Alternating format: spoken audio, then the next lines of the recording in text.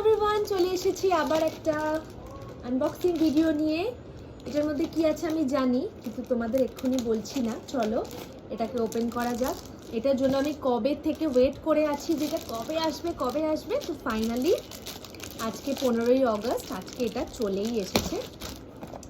তো দেখি এটার মধ্যে কি আছে। খুল যা সিম সিম। তোমরা কি গেস করতে পারছো এটাই কি আছে? বলো তো কি আছে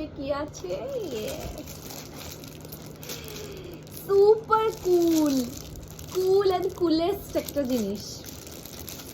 তোমরা তো দেখেছো কিছুদিন আগে আমি একটা আইফোন নিয়েছি, তো তার জন্য একটা কভার অর্ডার করেছিলাম, ব্যাক কভার।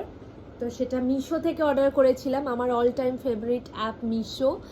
আর যেটা এসেছে এইরকম, জিনিসটা প্রচণ্ড সফট। ও মাই গড, সত্যি মিশোকে কেন মাঝে মাঝে কেউ খারাপ বলে আমি জানি না। দেখো কি কিউট একটা জিনিস, মারাত্মক কিউট। এটা আমি তোমাদের আইফোনে লাগিয়ে তারপর দেখাবো কেমন লাগছে এটা। ওকে, তো চলো আমি ওপেন করে নিয়েছি, আর এইটা হলো আমার ব্যাক কভার।